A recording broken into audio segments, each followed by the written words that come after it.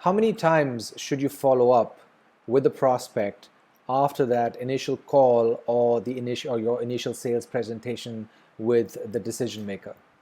In my business, I follow up no more than once.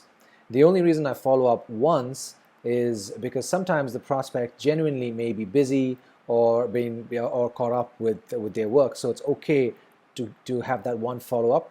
But I very rarely follow up more than once. And the reason for that is the more you follow up, your perceived value decreases in front of the client. It's very similar to, if you want to go out to eat, you see two restaurants. One of them is bustling with activity with lots of people, and the other one is dead. Which one would you pick? If you're like most people, you would pick the restaurant that has lots of people and is bustling with activity, because nobody wants to eat at a restaurant that is dead, because the perceived value is that the food isn't that great there, and that's why people aren't going there. It's the same thing. People don't want to do business with service providers who appear to have a dead business. Okay, so the more you follow up, the more the prospect may think that you're desperate, and once they sense your desperation, they run for the hills. Okay, but the key thing is not how many times you should follow up. The key thing is, why are you in a position that compels you to follow up? Because I think that there are three reasons. I mean, there may be many reasons, but I found there are three main reasons why consultants, independent consultants, are compelled to follow up with their prospects. Number one is you haven't nailed down who your ideal prospect is, who your ideal client is. And because you haven't done that, you randomly make pitches to people that are not a great fit.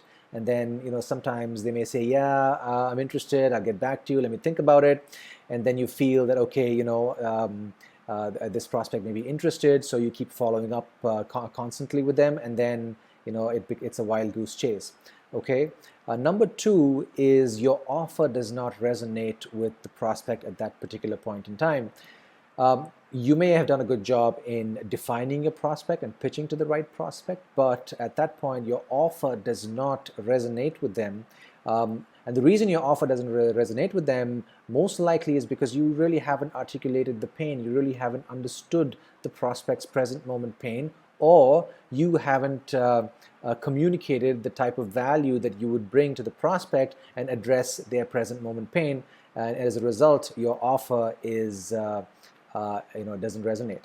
Okay, number three, and this is what I think is the most important reason why consultants are compelled to constantly follow up, is that you don't have a sales pipeline. You don't have a marketing engine that consistently puts you in front of your ideal client. Okay, and as a result of that, as a result of which, you are compelled to follow up with one or two prospects that you may get out of luck, and you feel that you're compelled to follow up with them because there's nobody else. Imagine if you had a consistent sales pipeline and you're pitching to a lot of the correct prospects, and you have the right offer. Do you think you'll have the time to follow up at all? So that is I think one of the biggest reasons why consultants are compelled to follow up.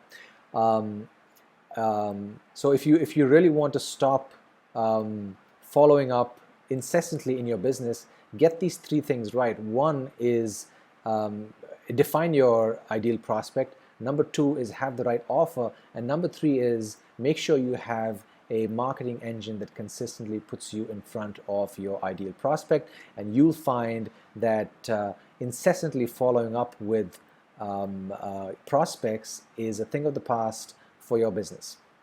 I hope you've enjoyed this little video. If you did, please like, share, and comment. And if you have any questions, let me know in the comments.